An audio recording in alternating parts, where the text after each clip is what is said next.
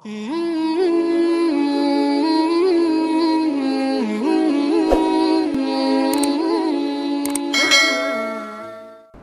بالله من الشيطان الرجيم. بسم الله الرحمن الرحيم. السلام عليكم ورحمة الله وبركاته. إن الحمد لله نحمده ونستعينه ونستغفره ونستهديه ونعوذ به من شرور أنفسنا ومن سيئات أعمالنا. من يهده الله فلا مضل له ومن يضلله فلا هادي له. أشهد أن لا إله إلا الله وأشهد أن محمدا عبده ورسوله لا نبي بعده. اللهم صل وسلم وبارك على سيدنا محمد وعلى آله وصحبه ومن اقتدى بهدي إلى يوم المعاد. اللهم يا فتاح، اللهم يا عليم، اللهم يا خبير، اللهم يا مبدئ، اللهم يا معيد. اللهم افتح علينا فتوح العارفين، اللهم افتح علينا فتوح العارفين، وافتح علينا حكمتك وانشر علينا من خزائن رحمتك يا أرحم الراحمين. اللهم ارحمنا بالقرآن، اللهم ارحمنا بالقرآن واجعله لنا إماما ونورا وهدى ورحمة. اللهم ذكرنا منه ما نسينا وعلمنا منه ما جهلنا وارزقنا تلاوته آناء الليل وأطراف النهار واجعله لنا حجة يا أرحم الراحمين. سبحان ربك رب العزة عما يصفون وسلام على المرسلين والحمد لله رب العالمين. Puji syukur kita kehadirat Allah Subhanahu wa taala atas berbagai limpahan rahmat dan karunia pada kita semua. Alhamdulillah, pada petang yang berbahagia ini kita kembali bersama-sama dalam majlis ilmu kita Tadabbur Al-Quran, yang mana ini majlis ilmu pertama kita selepas cuti yang cukup panjang. Rasanya kita lebih daripada 6 bulan kot bercuti.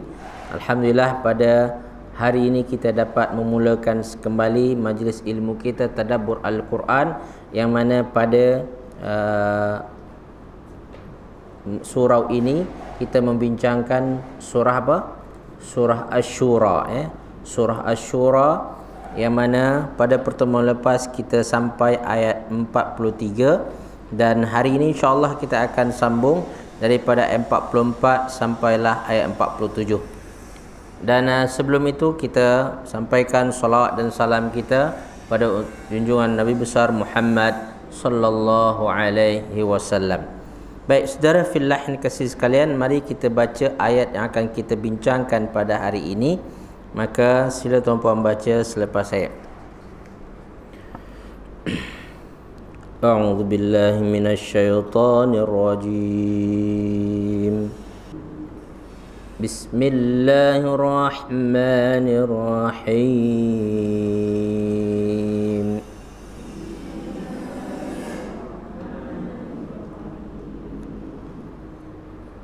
وَمَنْ يُضْلِلِ اللَّهُ فَمَا لَهُ مِنْ وَلِيٍّ مِنْ بَعْدِهِ.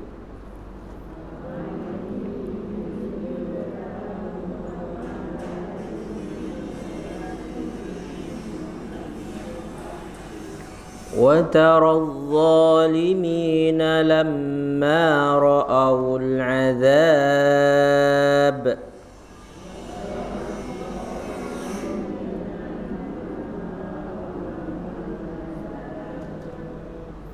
يقولون هل إلى مرد من سبيل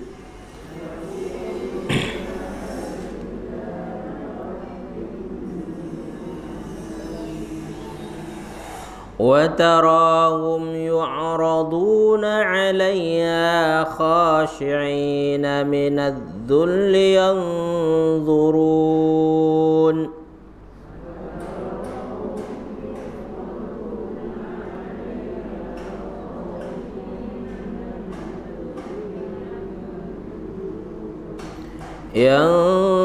ينظرون من طرف خفي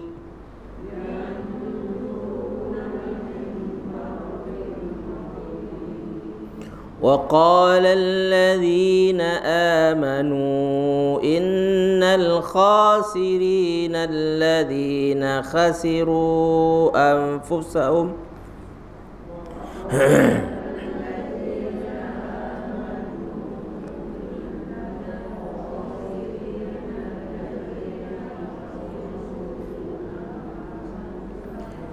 إن الخاسرين الذين خسروا أنفسهم وأهليهم يوم القيامة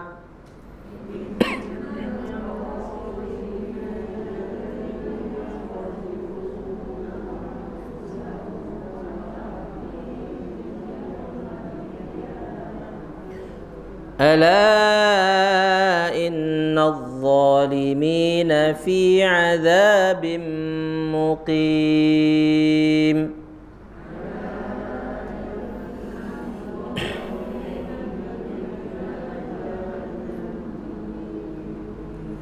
وما كان لهم من أولياء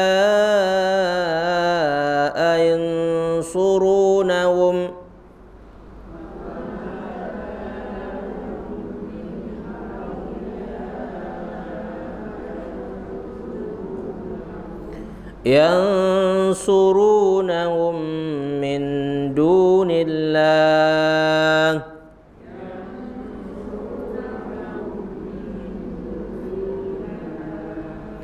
ومن يضلل الله فما له من سبيل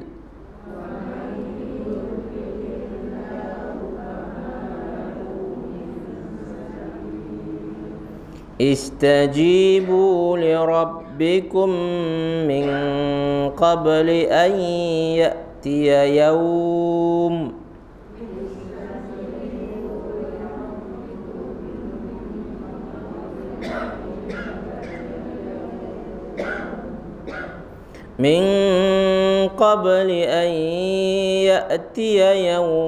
لا مرد له من الله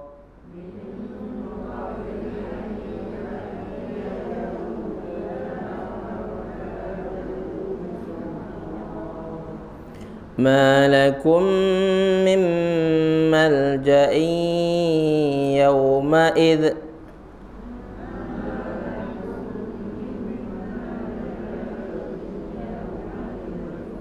وما لكم من نكير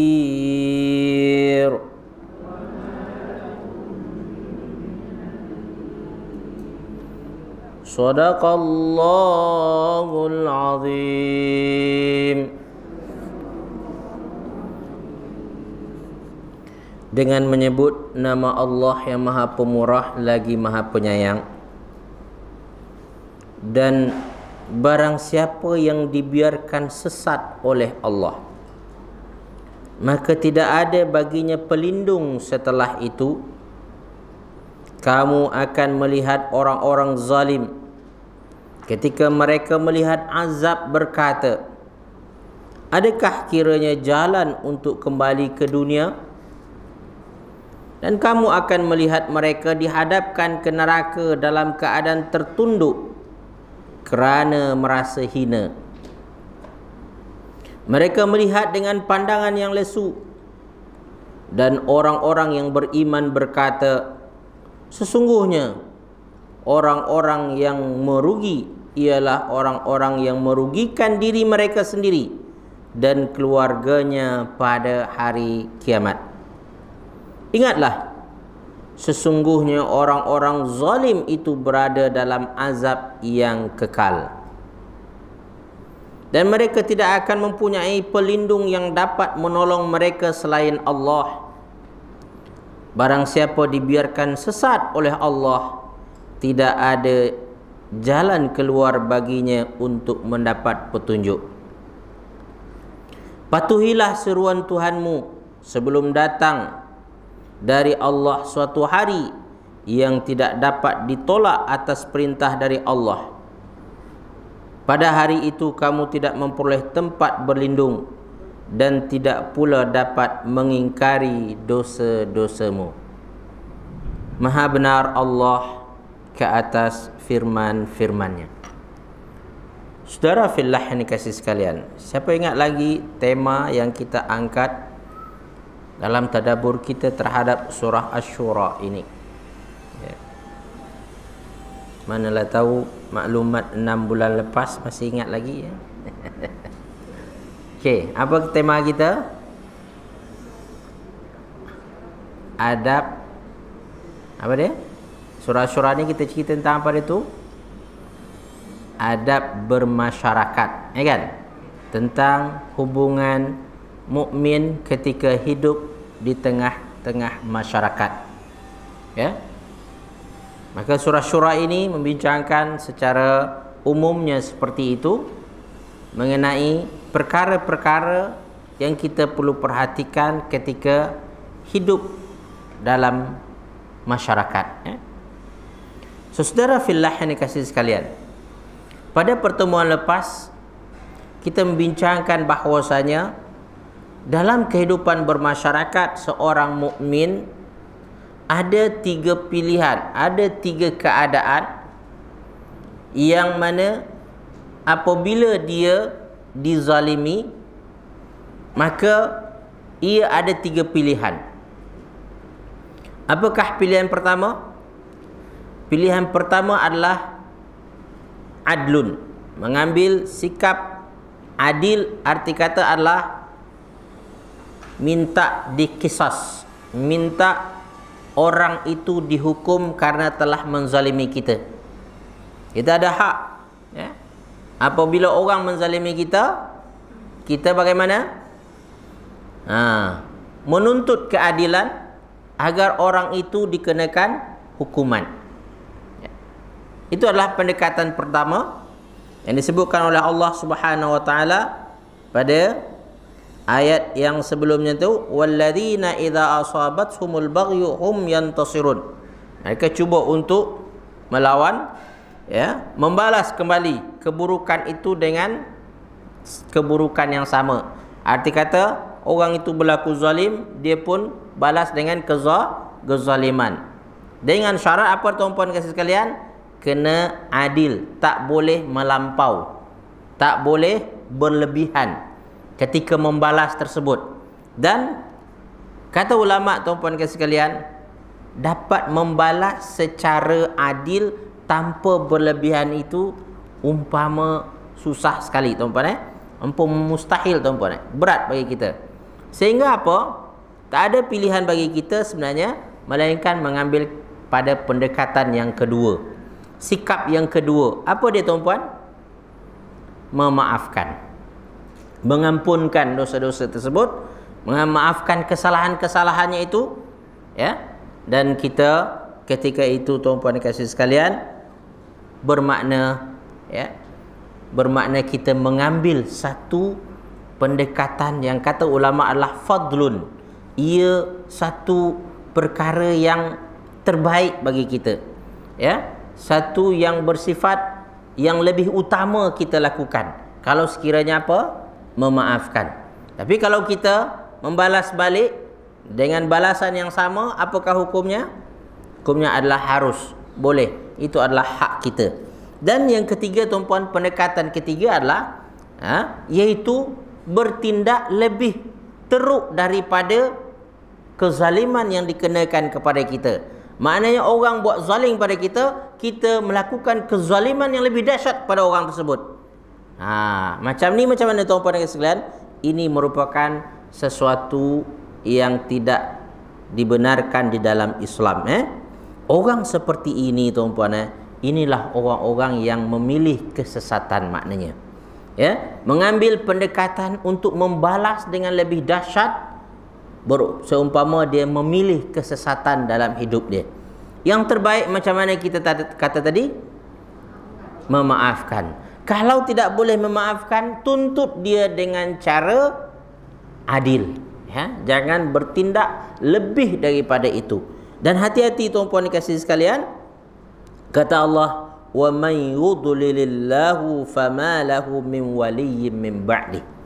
Siapa yang memilih perkara yang dilarang tadi itu, maknanya Allah membiarkannya dalam kesesatan, ya, membiarkannya dalam kezaliman. Orang seperti ini bagaimana nanti? Kata Allah adalah fama lahu min waliyyin, tak ada pelindung. Arti kata tuan-puan, Allah berlepas diri daripada orang ni. Allah menjauh daripada orang ni, tidak mau membantu dia, menolongnya pada kemudian hari. Dalam sebuah riwayat tuan-puan kasih sekalian, dikatakan bahawasanya Abu Bakar Siddiq pernah dicaci maki oleh orang di hadapan Rasulullah SAW. Ya. Orang caci maki dia. Siapa yang caci maki tersebut? Munafik, tuan-puan. Munafik datang kepada dia dan Rasulullah ada sebelah dia tu. Munafik ini apa nama itu? Berkata-kata yang tak baik tentang Abu Bakar Siddiq, tuan-puan. Ya. Maknanya tuan-puan, Abu Bakar pun ada orang cakap buruk dengan dia kan? Tuan-puan agak-agak selamat ke tak? Ya, selamat daripada diperkatakan orang, tuan-puan. Mesti kita lagi tak selamat, tuan. Banyak benda, banyak perkara kelemahan yang kita ada kan. Abu Bakar Siddiq seorang lelaki yang beriman, seorang lelaki yang baik, tuan-puan. Lepas Rasulullah, tuan-puan, lelaki yang ada pada masa itu yang terbaik adalah iaitu Abu Bakar Siddiq. Ya. Dan ketika dicaci maki tersebut, Abu Bakar, tuan-puan, duduk diam. Ya. Masalahnya ketika Abu Bakar duduk diam, tuan-puan, si munafik ini lagi dahsyat hentam Abu Bakar, kutuk Abu Bakar. Ya. Dan Rasulullah SAW ketika melihat Abu Bakar diam tersebut, dia senyum. Dia tersenyum, tengok. Maknanya senyum tu tanda apa itu? Ya, reda dengan sikap Abu Bakar yang berdiam menghadapi caci makian orang. Dia diam.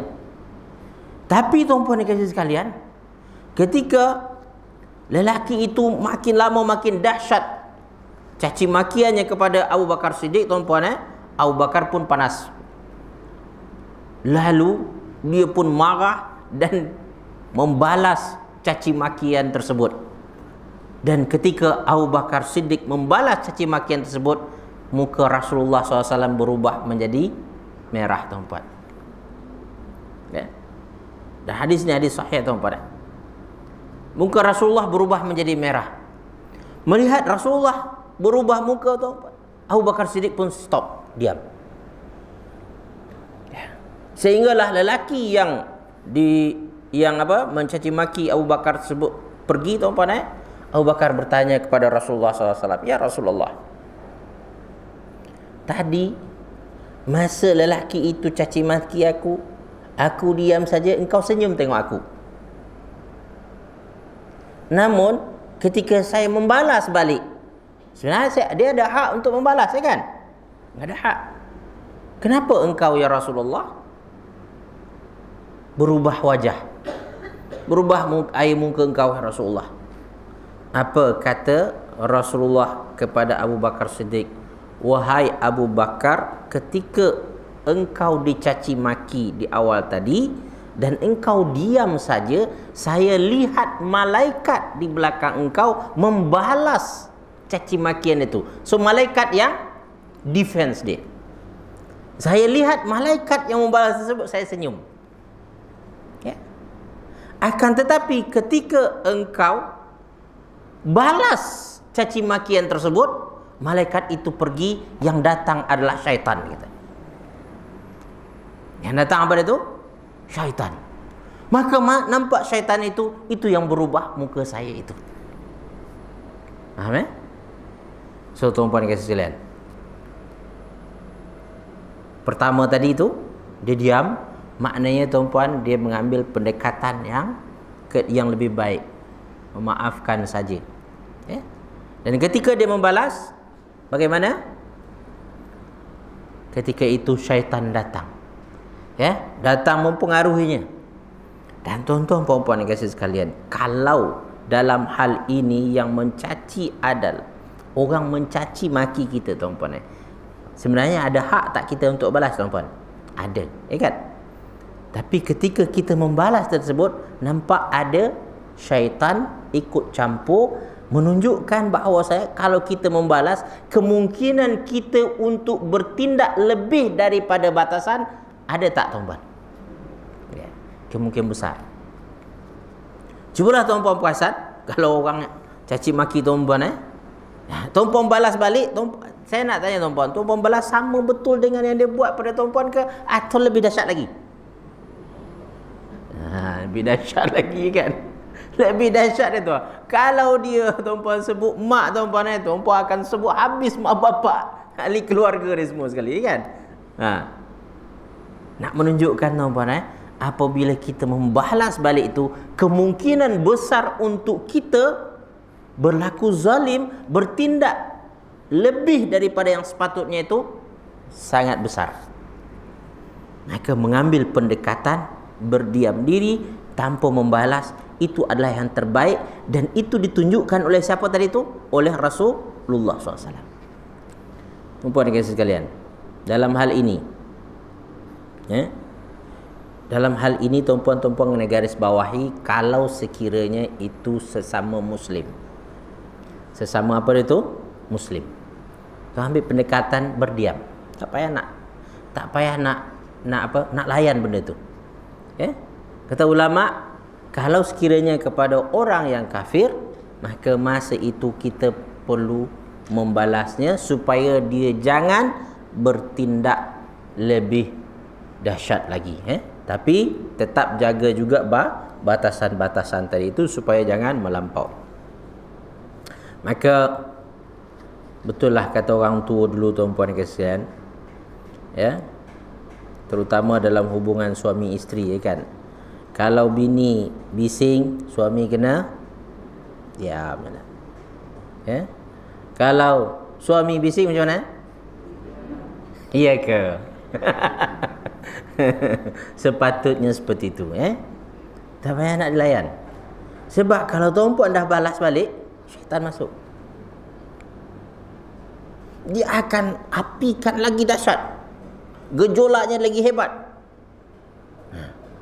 Dan kesannya, tuan-puan dan sekalian, kesannya akan panjang. Maka siapa yang suami isteri, tuan-puan, dapat menahan diri, tak sampai nak berargue, tuan-puan, biasanya keluarga itu akan selamat, pasangan itu akan selamat. Apalagi dengan hisab, tuan-puan, hisab kerana Allah Subhanahu Wa Taala. Ini ada satu kisah lagi. Sebelum nak masuk pada yang betul-betul, tuan-puan, nak saya cerita kisah lagi tak? Tak payahlah kot. Baik, satu kisah lagi, tuan-puan, yang berlaku kepada seorang tabi'in yang tuan-puan mungkin pernah dengar, iaitu Fudail bin Iyad. Fudail bin Iyad, tuan-puan pernah dengar nama dia? Dengan Ibrahim bin Adham. Pada satu hari, tuan-puan, Fudail bin Iyad ni nak berjumpa dengan Ibrahim bin Adham ni. Dua orang ni, tuan-puan, dua orang yang terkenal dengan zuhud, dengan wara', tuan-puan, dengan apa namanya itu, pandangan yang jauh ke hadapan dan mengharapkan akhirat. So, tuan-puan dan kasih sekalian, ketika dia mencari tersebut, sebelum dia sampai di tempat Ibrahim bin Adham ni, ada orang lalu dekat tempat Ibrahim Adham tersebut, yang mana Ibrahim Adham tersebut dia ada di kawasan macam padang pasir sikit, kawasan yang tak ramai orang, Maka ketika dia lalu tersebut, ada seorang askar lalu dan bertanya kepadanya, mana kampung kat sini? Kepada siapa tu? Kepada siapa tu? Kepada Ibrahim bin Adham. Askar tadi tu bertanya, mana kampung? Saya nak tahu, saya nak pergi kampung. Mana kampung? Kata. Ibrahim bin Adham, tuan-puan, tunjuk kampung tersebut. Itu kampung, tuan-puan, dengan menunjuk ke kuburan. Apa itu? Ibrahim bin Adham ni kata apa? Tu dia kata. Yang dia tunjuk mana? Kubur. Askar ni merasa tak puas hati dengan apa yang dilakukan, apa yang dibuat oleh Ibrahim bin Adham yang ditunjukkan kepada kuburan tersebut. Dia marah. Kau nak hina aku ke? Dia kata. Aku nak cari kampung betul-betul, kau tunjuk kepada aku apa nama itu? Kuburan, dia kata. Marah askar tersebut, dia belasah Ibrahim bin Adham. Sebab dia tak kenal Ibrahim Adham, dia belasah tuan-puan. Dia tumbuk-tumbuk tuan-puan. Ibrahim bin Adham diam saja. Ya. Dia tak melawan. So tuan-puan dikasih sekalian, sampailah teruk tuan-puan lelaki ini meninggalkan Ibrahim Adham. Dan tuan-puan dikasih sekalian, pada masa itulah tak berapa jauh datang siapa tadi saya kata awal tadi? Fudail bin Iyad. Lalu dia bertanya kepada Fudail bin Iyad pula. Siapa yang bertanya ni? Askar tadi. Askar tadi tanya. Ya. Mana kampung dia kata. Maka Fudail bin Iyad tunjuk kampung betul-betul. Maka askar tadi bengang betul lah dengan lelaki tadi itu. Dia kata. Saya tanya mana kampung, dia tunjukkan kepada aku kuburan, dia kata. Tak patut langsung. Maka Fudail bin Iyad tanya, lelaki yang macam mana dia? Lelaki begini-begini. Maka Fudail bin Iyad kata, yang kau belasah tu tahu tak kau? Itu adalah Ibrahim bin Adham. Seorang yang alim, seorang yang terkenal dengan kewaraan dan kesalehannya. Kau buat macam tu kat dia. Lah dia kata kuburan justru kampung, dia kata. Mana boleh, dia kata. Kau tahu tak apa yang dia cakap itu betul lah sebenarnya. Ya. Yang ramai orang ada mana dekat kuburan, ya kan? Ya. Dengan falsafah apa dia tuan-puan kasih sekalian? Bahawa manusia ini ramai yang hidup tapi mati sebenarnya. Ya, hidup tapi dalam keadaan mati. Mati apa tu? Mati hati. Ya. Kalau mati betul, baru dia akan sedar bahawa dia sudahlah lalai. Jadi orang yang sedar betul-betul, orang yang amal betul itu ada dalam kubur tu, dia kata. Orang yang ada di kampung tu kebanyakan mereka adalah orang mati, dia kata. Maka faham askar itu tuan-puan, dia minta maaf dan datang kepada Ibrahim bin Adham. Minta maaf. Saya dah pukul tuan tadi. Saya dah pukul syekh tadi. Saya tak faham apa yang masukkan syekh. Maafkanlah saya. Tak maaf saya. Maka apa kata Ibrahim bin Adham? Awak tak ada apa-apa, dia kata. Dengan saya tak ada masalah, dia kata. Saya justru berterima kasih awak pukul saya, dia kata. Macam mana tuan-puan? Bolehkah tuan-puan buat macam tu? Saya justru berterima kasih awak pukul saya. Sebab dengan cara itu saya akan dapat pahala sabar, dia kata. Ya. Ketika awak zalimi, awak buat kepada saya sabar, maka Allah Subhanahu Wa Taala akan ampunkan dosa-dosa saya dan kemudian Allah naikkan darjat saya. Dan justru ketika awak pukul itu apa saya buat tahu? Saya mohon kepada Allah, Allah ampunkan dosa awak. Allah perbaiki diri awak. Maka kata lelaki itu, begitu cara engkau syekh melihat satu kezaliman yang berlaku. Apa yang dilihat oleh Ibrahim Adham ketika kezaliman berlaku pada dia tuan-tuan? Peluang dapat pahala. Peluang dapat pahala.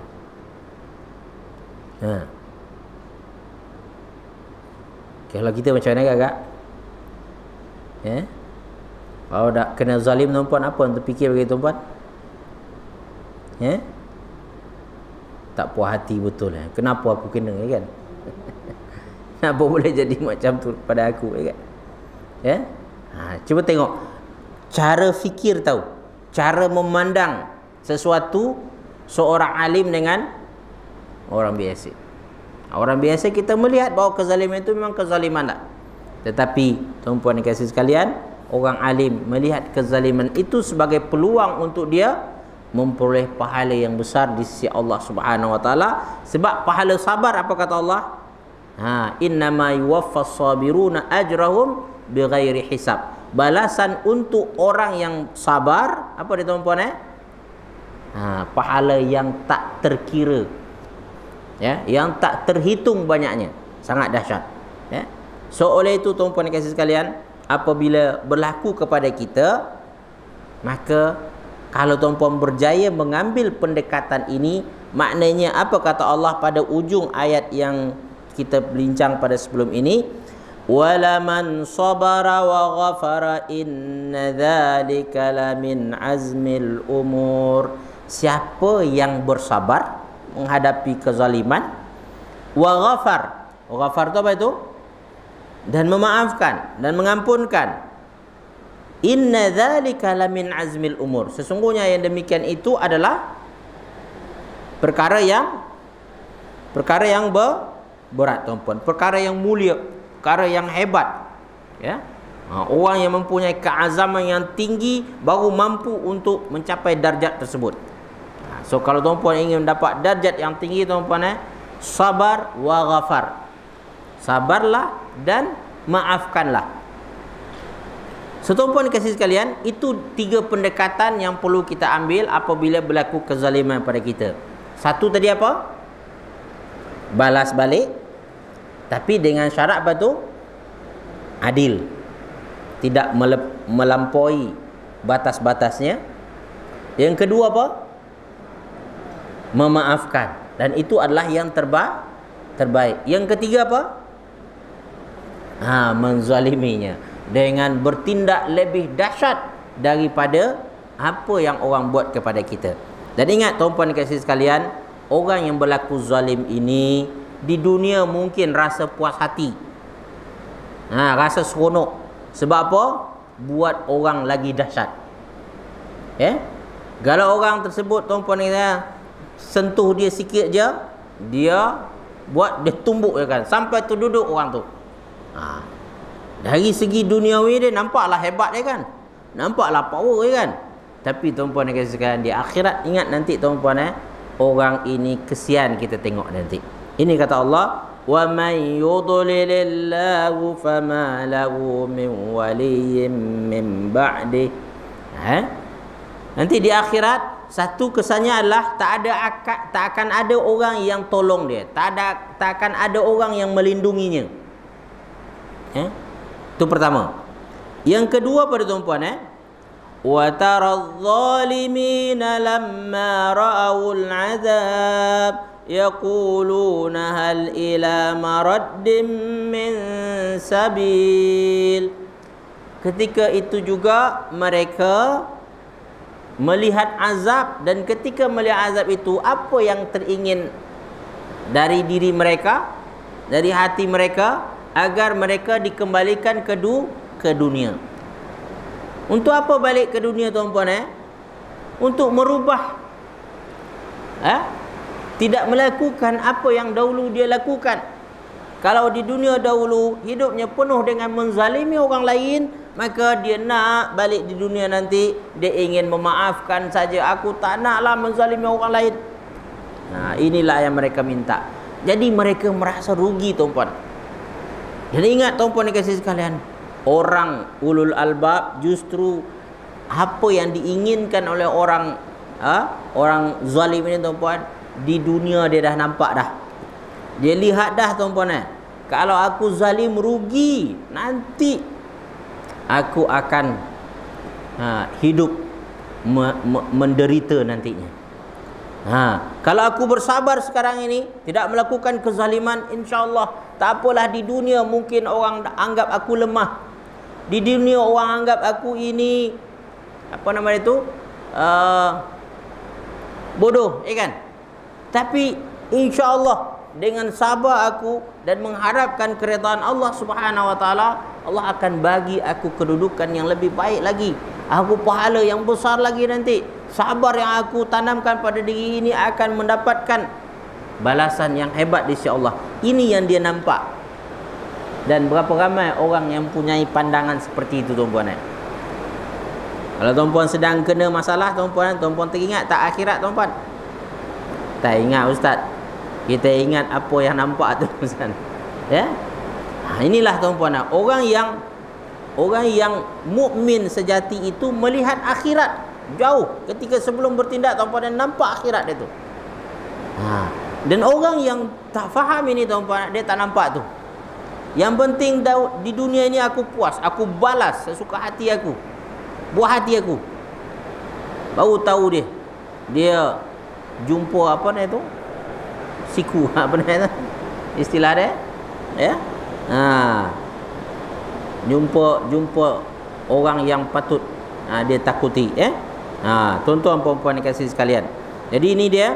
Maka orang zalim di akhirat, tuan-puan, di antara keinginan mereka nak balik dunia balik, nak merubah keadaannya daripada berlaku zalim kepada berlaku adil, dan kalau boleh adalah memaafkan orang-orang yang ada di sekeliling tersebut, tidak melakukan perkara yang biasa mereka lakukan dahulu. Dan adakah keadaan dengan permintaan mereka tersebut Allah akan balikkan ke dunia, tuan-puan? Tak ada. Tak akan mungkin. Ya? Justru kata Allah akan lagi nampakkan kepada mereka azab yang lagi dahsyat. Azab apakah itu? Azab neraka. Wa tarahum yu'raduna 'alaiha khashi'ina minadh-dhul. Dan engkau lihat mereka di akhirat itu nanti bagaimana dihadapkan ke neraka dalam keadaan tertunduk. Dinampakkan neraka, tuan-puan, dan mereka tertunduk. Ya? Dan mereka ketika itu melihat neraka tersebut, tuan-puan, dengan perasaan takut, ya. Mereka melihatnya dengan pandangan yang lesu, ya. Dan di sini, tuan-puan, min tarfin khafi. Tarfin khafi ini, tuan-puan, tarfin itu melihat dengan tarfin namanya bahagian yang khafi, yang tersembunyi. Arti kata, tuan-puan, mereka menunduk dan memandang mereka kepada neraka tersebut dengan mata yang disepik, dia tu ditutup tu, dia nak pandang sikit je. Sebab apa, tuan-puan? Kalau dia pandang betul-betul neraka tersebut, mereka akan takut. So apa yang mereka buat? Mereka hanya pandang dengan mata yang macam orang ketakutan. Tuan-puan ingat lagi tak? Kalau tuan-puan buat salah, kemudian mak ayah tuan-puan marah, tuan-puan menunduk je kan? Menunduk. Kalau tuan-puan nak tengok mak ayah tu macam mana? Dengan hanya apa istilah dia tu? Macam tak pandang kan? Tapi pandang juga tu. Ya. Dan tuan-puan kasih sekalian, itulah keadaan orang kafir, orang zalim di akhirat nanti. Mereka tak berani nak tengok azab tu, nak tengok neraka tu. Sebab apa? Dahsyatnya. Maka mereka tutup mata mereka, tapi sikit-sikit mereka cuba tengok juga. Macam mana ini maksud dia, tuan-puan, yanzuruna min tarfin khafi. Tarfin itu apa? Arah ataupun tepi, tuan-puan. Tarfin khafi tersembunyi. Jadi yang tak nampak. Dia cuba curi-curi pandang je. Sebab dia takut melihat keadaan yang ada pada waktu itu. Dan tuan-tuan pemirsa kasih sekalian, maka orang beriman pada waktu itu berkata, wa qala alladzina amanu. Dah keadaan mereka yang ketakutan itu ditambah pula dengan apa? Orang-orang beriman yang ada dekat mereka ketika itu berkata, innal khasirina alladzina khasiru anfusahum wa ahlihim yaumal qiyamah. Orang yang merugi sebenar mana dia? Orang yang merugikan diri mereka sendiri. Ini orang yang merugi, ya. Orang merugi siapa dia tu? Orang yang merugikan diri mereka sendiri. Dalam arti kata, mereka tak dapat apa-apa pun daripada kehidupan yang mereka lalui sebelum itu. Mereka tak dapat pahala yang menyebabkan mereka hidup senang di akhirat nanti. Jadi hidup di dunia habis begitu saja, akhirat dia tak dapat apa-apa. Ini orang paling rugi.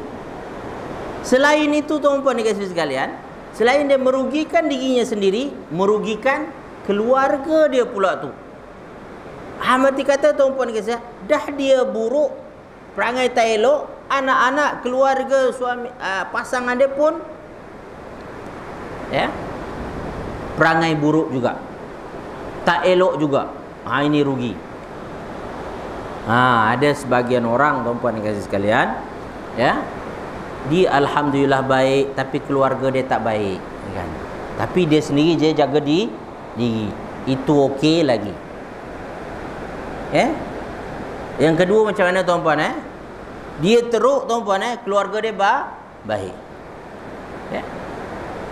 Sebagai ayah yang tak sembahyang, ayah yang tak melaksanakan tanggungjawabnya dengan baik tuan-puan, tengok-tengok anak dia imam tuan-puan. Anaknya orang baik ataupun pasangan dia orang baik tuan-puan, itu kira okey lagi. Tapi yang paling beruntung siapa kakak? Kalau orang paling merugi tadi, merugikan dirinya dan merugikan siapa lagi? Ahli keluarga dia. Kalau orang yang paling beruntung siapa? Orang yang dunia dia ini bermanfaat untuk diri dia, yang mana dia dapat mengauk kebaikan dan pahala yang banyak daripada kehidupan dunia ni. Dalam masa yang sama tuan-puan, dia didik anak, isteri, keluarga dia tersebut menjadi insan-insan berguna, insan-insan yang soleh dan solehah. Tumbuh mereka membesar, diri dia seorang yang soleh, keluarga dia pun orang-orang yang soleh, tumbuh membesar tuan-puan sekalian. Maka orang ini namakan orang apa tu? Orang yang beruntung. Lagi beruntung tuan-puan apabila dia juga mendidik orang-orang yang ada di sekeliling dia tu menjadi orang-orang yang hebat juga, orang-orang yang soleh juga. Maka ini adalah satu keberuntungan yang sangat besar. Oleh itu tuan-tuan puan-puan kasih sekalian, kalau kita tak mampu nak memperbaiki orang sekeliling kita, perbaikilah diri kita dahulu. Dan pada asasnya adalah bermulalah daripada diri kita sendiri. Maka ada orang arif yang mana melalui berbagai macam ujian dalam kehidupannya, dia kata, pada awalnya aku ingin merubah dunia, kata tuan. Tapi setelah beberapa lama berusaha, saya tak berjaya merubah dunia. Lalu saya cuba untuk merubah negeri saya. Saya cuba, tetapi tak terdaya nak merubah negeri saya. Kemudian saya cuba untuk merubah kampung halaman saya. Kampung halaman saya pun tak boleh saya nak rubah. Dan kemudian saya rubah keluarga saya. Keluarga saya pun tak berubah. Akhirnya saya kembali pada diri saya, lalu saya merubah diri saya sendiri. Ternyata merubah diri sendiri pun susah. Diri sendiri pun susah ataupun ada pun struggle. Sebenarnya kalau kita berjaya merubah diri kita, memperbaiki diri kita tuan-puan, insya-Allah barulah mudah nanti kita merubah orang lain. Selagi kita tak boleh lagi nak merubah diri kita tuan-puan, sangat susah kita merubah orang lain. Maka bermulalah ibda' min nafsik. Mula daripada diri kamu sendiri. Perbaiki diri kita tuan-puan. Betulkan yang salah. Kalau kita tahu itu memang salah, tinggalkan. Yang baik kita buat, kalau boleh kita pertingkatkan lagi. Dengan demikian insya-Allah orang-orang sekeliling kita melihat perubahan pada diri kita tersebut, mereka teringin juga untuk berubah tuan-puan.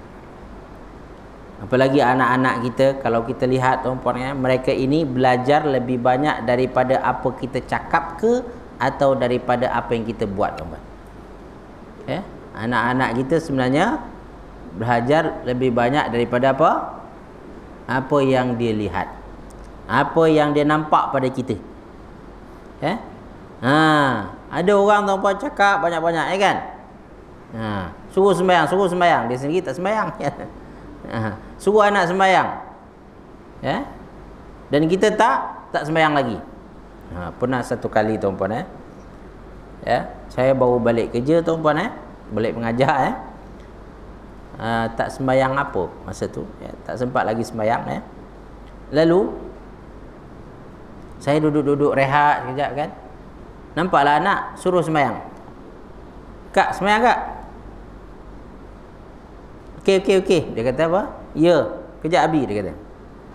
Saya tuan-puan kata, dah berapa lama lepas tu saya nak pergi sembahyang, tak sembahyang lagi. Lalu, kak, kenapa tak sembahyang lagi? Abi tak sembahyang lagi, dia kata.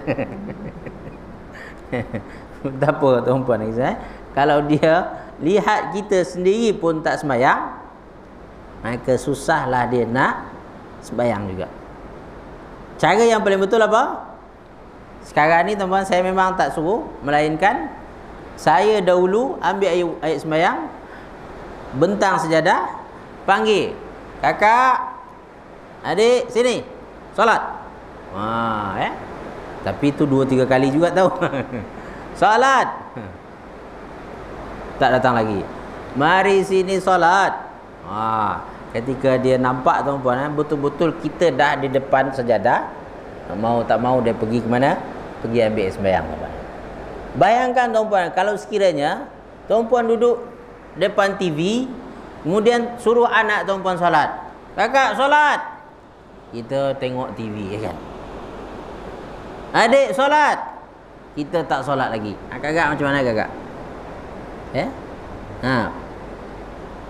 Berteriaklah banyak kali kan. Dia tak akan solat itu. Maka memberi contoh teladan dengan membuat sendiri itu lebih mudah daripada kita bercakap tuan-tuan. Kita buat, kita usahakan sendiri. Maka dengan itu insya-Allah orang lain akan ikut kita. Anak-anak kita akan mencontoh kita. Dan saya sangat berbangga dengan tuan-tuan puan-puan dan kasih sekalian yang berusaha untuk menuntut ilmu ni. Mungkin anak-anak tuan-puan tak nampak sekarang kan. Mungkin anak-anak tuan-puan tak belajar daripada apa yang tuan-puan buat sekarang ni. Ataupun tuan-puan balik, tuan-puan kongsi apa yang tuan-puan ajar, dia macam dengar tak dengar aja kan. Tapi tuan-puan dan kasih sekalian, satu hari nanti dia orang akan membuat seperti yang tuan-puan buat nanti. Mereka akan ikut seperti apa yang tuan-puan ikut nanti. Kalau tuan-puan panjang umur, tuan-puan akan nampak sendiri nanti. Kalau tuan-puan tak panjang umur, tuan-puan dan sekalian, insya-Allah di alam sana tuan-puan akan dapat hasil nanti. Anak-anak belajar dari apa yang kita ibu bapa buat, tuan-puan. InsyaAllah mereka akan ikut. Jangan lupa memberi contoh teladan dengan mendoakan mereka. Doakan. Doa itu adalah senjata orang-orang yang beriman. Baik, saudara fillah yang dikasihi sekalian.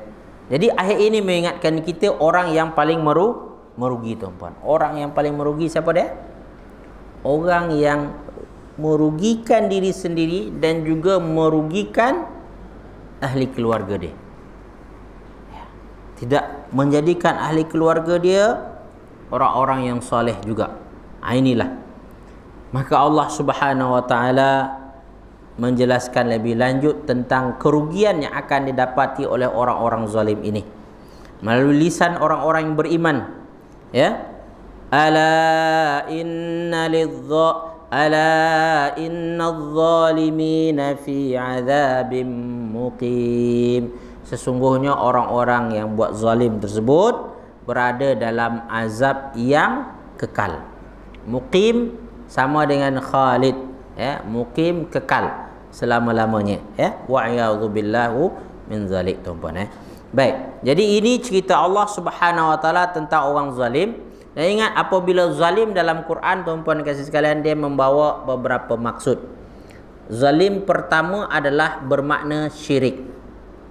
Zalim pertama dalam Al-Quran kalau disebut zalim apa maksud itu? Syirik. Orang yang terbabit dalam syirik. Ya, itu adalah zalim. Yang kedua, tuan-puan dan kasih sekalian, zalim terhadap diri sendiri. Ya. Apabila sebutkan kezaliman, maka kemungkinan dia juga adalah zalim terhadap diri sendiri. Dan yang ketiga, tuan-puan dan kasih sekalian, zalim dengan yang kita faham, iaitu menganiaya orang lain. Ya. Jadi ada tiga kemungkinan makna zalim dalam Quran. Satu apa tadi? Syirik. Yang kedua, menzalimi diri sendiri. Dengan apa? Dengan meninggalkan sesuatu yang baik untuk kita. Ya. Maka ada yang soal saya, tuan-puan, dalam kuliah online, Ustaz, apa hukumnya Ustaz? Kita tahu tahajud itu bagus, tapi kita tak buat. Apa hukumnya, tuan-puan? Hukumnya zalim pada diri sendiri. Dia tahu bagus, tapi kita tak buat.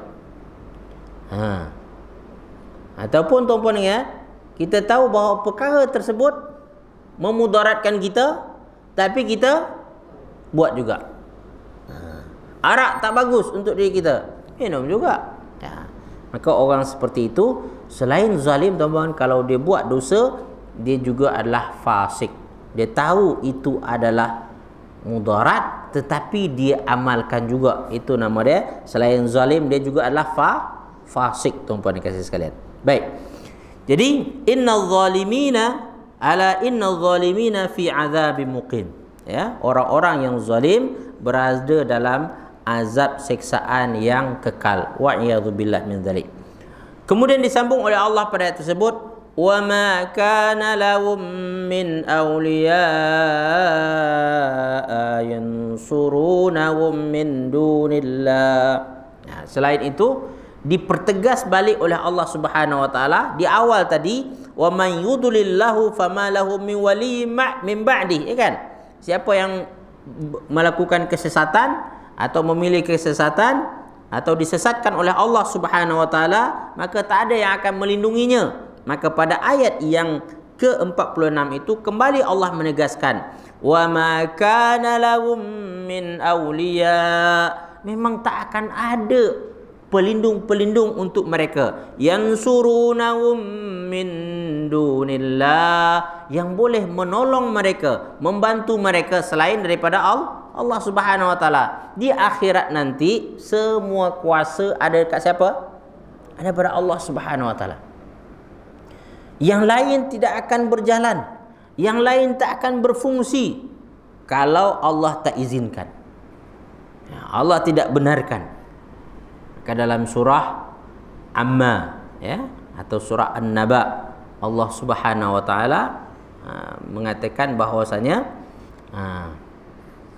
cuba tengok, tuan-tuan, surah An-Naba, tuan-tuan, muka surat, iaitu muka surat 543, ya, ayat 38 dia. Muka surat 583, ya, 583 ayat 38. Menceritakan tentang apa yang berlaku di akhirat nanti. Apa kata Allah Subhanahu wa taala? Yauma yaqumur ruhu wal malaikatu saffa. Pada hari yang mana ruh, maksud adalah malaikat Jibril, wal malaikah, dan malaikat-malaikat yang lain, saffa, bersaf-saf, berdiri, ya, secara teratur. Maka pada waktu itu, la yatakallamuna illa man adina lahur rahman, ya, mereka tidak akan mampu bercakap, mereka tak boleh berkata-kata, kecuali dengan apa? Kecuali siapa yang telah diberi izin oleh Allah Subhanahu wa taala. Dan ketika bercakap tersebut, wa qala sawaba, dan dia cakap mestilah cakap yang benar. Dia tak boleh cakap yang bohong. Mesti cakap benar pada waktu itu. So tuan-puan dikasihi sekalian, jadi pada waktu itu orang tak boleh cakap melainkan atas izin Allah Subhanahu Wa Taala. Sebagaimana tuan-puan dan Nabi Muhammad SAW, di antara yang Allah bagi kelebihan kepadanya apa tuan-puan? Di akhirat nanti dia boleh memberi syafaat, betul tak? Ya. Tetapi syafaat itu takkan berjalan, takkan berfungsi, dan Nabi tak boleh memberikan tuan-puan melainkan dengan izin Allah Subhanahu Wa Taala dahulu. Dalam riwayat yang panjang mengenai hadis syafaat ini tuan-puan, mungkin di antara tuan-puan pernah dengar, yang mana manusia ketika dahsyatnya padang mahsyar dan perkara-perkara yang berlaku pada waktu itu, datang berjumpa dengan Nabi Adam, minta agar Nabi Adam bantu dan tolong mereka. Saya nak tanya tuan-puan, apa makna syafaat tuan-puan? Syafaat apa makna itu? Pertolongan. Syafaat itu maknanya pertolongan. Maka mereka minta agar Adam alaihissalam memberi syafaat. Apa memberi syafaat itu? Memberi pertolongan. Tapi Adam kata, aku tak boleh. Dia kata, aku tak layak untuk memberikan itu. Sebab aku dahulu dah menggunakan hak yang sepatutnya aku gunakan hari ini, aku gunakan di dunia dahulu lagi dah. Ya? Apa dia tu? Aku pernah buat dosa dan aku minta Allah agar ampunkan aku, lalu Allah ampunkan. Ya? Lepas tu tak ada lagi chance bagi kita. Dia dah habis peluang dia. So, kau pergilah jumpa Nuh, dia kata. Ya kan? Pergi jumpa Nuh. Nuh pun kata tak boleh. Apa sebab? Aku pun dah guna dah. Apa yang diguna tuan-puan? Doakan agar dibinasakan kaum dia tu. Maka tak ada chance dah bagi aku untuk memberi pertolongan. Akhirnya disuruh jumpa Ibrahim. Ibrahim pun angkat tangan. Jumpa siapa lagi lepas tu? Musa alaihissalam. Musa pun angkat tangan. Jumpa lagi siapa lepas tu? Isa alaihissalam. Isa pun angkat tangan. Sehinggalah Nabi Isa menunjukkan, kau pergilah jumpa Muhammad. Apa kata Rasulullah? Ana laha. Aku memang ada kelayakan untuk itu, dia kata.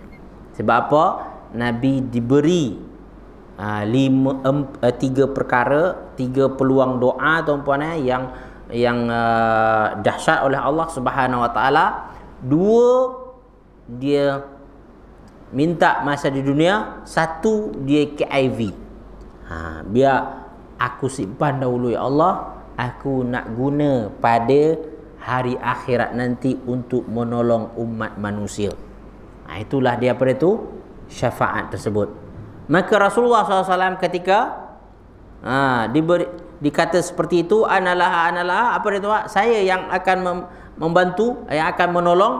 Adakah terus Rasulullah boleh membantu menolong tuan-puan? Tidak. Maka masa itu Nabi SAW bersujud kepada Allah Subhanahu Wa Taala dengan sujud yang sangat khusyuk, dan juga mengatakan sesuatu yang tak pernah dikatakan dalam sujud itu sebelum ini. Dikatakan tuan-puan, Allah mempunyai banyak nama, Asmaul Husna, kan? Ada satu nama Allah yang disimpannya, tak dibagi melainkan pada waktu Nabi minta syafaat itu. Dan dikatakan bahawasanya Allah Subhanahu Wa Taala mengilhamkan kepada Nabi untuk menyebut nama Allah yang tak pernah lagi orang sebut sebelum tu. Yang merupakan rahasia Allah Subhanahu Wa Taala, dan itu yang disampaikan kepada Nabi Muhammad SAW. Lalu Nabi Muhammad menyebutnya, dan apabila disebut tersebut, baru Allah kata, angkat kepala engkau Muhammad dan engkau mintalah apa engkau nak minta.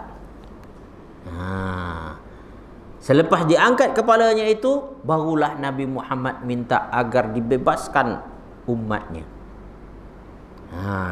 Siapa yang di antara umatku yang menyebutkan la ilaha illallah, engkau selamatkan dia daripada api neraka ya Allah. Ini nama dia tuan-puan, syafa'atul kubra, syafaat yang besar daripada Rasulullah sallallahu alaihi wasallam. Jadi tuan-puan dan sekalian, Nabi Muhammad pada waktu itu baru boleh memberi pertolongan setelah apa? Allah benarkan, Allah izinkan dia. Dan apatah lagi kalau sekiranya orang zalim macam mana tuan-puan? Orang kafir macam mana tuan-puan Tak ada dah. Itu tak akan dapat. Ya. Walaupun Nabi Muhammad boleh memberi syafaat, kalau dia ada kezaliman tadi itu, kekafiran tersebut, maka dia tidak termasuk di antara orang yang akan dapat syafaat. Wa'iyadzubillah min dzalik tuan-puan. Wa man yudlilillahu fama lahu min sabil.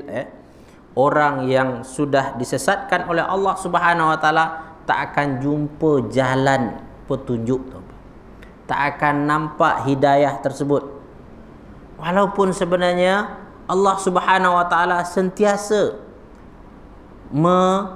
menampakkan hidayah petunjuk ini ya, di sekelilingnya, tapi dia tak nampak, ya, tak melihat tersebut. Maka orang beriman tuan-puan kasih sekalian selalu melihat hidayah petunjuk Allah ini. Yang mana hidayah petunjuk ini akan menjadikannya makin dekat dengan Allah Subhanahu wa taala, menjadikannya makin mudah untuk melakukan ketaatan. Ada Allah Subhanahu wa taala bimbing mereka. Tapi tuan-puan kasih sekalian, orang yang sesat selalu tak nampak hidayah walaupun sudah dibentangkan di depan matanya, ditunjukkan dengan jelas, tapi mereka tak perasan. Ini orang yang tersesat tuan-puan. Paling senang tuan-puan kasih sekalian, Al-Quran dibacakan di depan rumahnya, azan dilaungkan 5 kali sehari, kan? Tapi dia rasa macam tak dengar azan. Dia macam tak dengar ayat-ayat Quran, tak tergerak hatinya langsung untuk pergi ke masjid. Kalau sekarang ni mungkin ada alasan kan, PKP ustaz, kan? Sebelum ni yang tak ada PKP, kenapa tak sampai-sampai juga? Yang aneh dia tuan-puan, ketika masjid ditutup, dia pula yang bising awal-awal, kan? Tapi dah dibuka masjid dan surau tuan-puan, tak sampai pula. Wa'iyadzubillah min dzalik tuan-puan. Kita berlindung daripada perangai seperti itu. Alhamdulillah tuan-tuan puan-puan dan sekalian, ketika dibukakan surau untuk kita semua, alhamdulillah tuan-puan datang dan meramaikan majlis ilmu kita ini. Mudah-mudahan ia sebagai satu amal jariah yang berguna bagi kita di hadapan Allah nanti tuan-puan kasih. Amin amin. Baik tuan-puan dikasih sekalian, maka Allah pada ayat 47 mengingatkan kita bahwasanya kalau ada panggilan Allah. Ingat tuan-puan, hidayah itu dia akan ada dalam bentuk signal-signal, panggilan-panggilan tertentu. Kalau orang yang sesat tadi tuan-puan, dengar panggilan itu, nampak seruan-seruan tersebut, tapi dia tak ambil peduli tuan-puan. Tuan-tuan puan-puan perlu tuan-puan ingat sebagai orang mukmin, tuan-puan, istajibu li rabbikum. Selalulah berusaha untuk menyahut panggilan Allah, panggilan Tuhan kamu sebelum datang hari kiamat, yang mana pada masa itu kita dah tak boleh buat apa-apa lagi dah tuan-puan sekalian. Nak minta balik dunia kita tak akan mampu, tak akan diberi tuan-puan. Sekarang inilah di dunia ni tuan-puan, tuan-puan sahutlah panggilan Allah Subhanahu wa taala, perbanyaklah amal soleh sehingga Allah Subhanahu wa taala makin redha kepada kita tuan-puan. Baik, saya rasa setakat itu dulu perkongsian kita pada petang ini. Yang baik dan benar daripada Allah Subhanahu wa taala, salah silap daripada diri saya sendiri, kepada Allah saya mohon ampunannya, pada kita semua saya mohon kemaafannya. Kalau tuan-puan ada soalan boleh kemukakan. Ada soalan ke? Kalau tak ada, macam faham belaka semua, kita cukupkan dengan tasbih kafarah dan surat al-asri. Subhanakallahumma bihamdik, asyhadu an la ilaha anta, astaghfiruka wa atubu ilaik. A'udzu billahi minasyaitonir rajim. Bismillahirrahmanirrahim.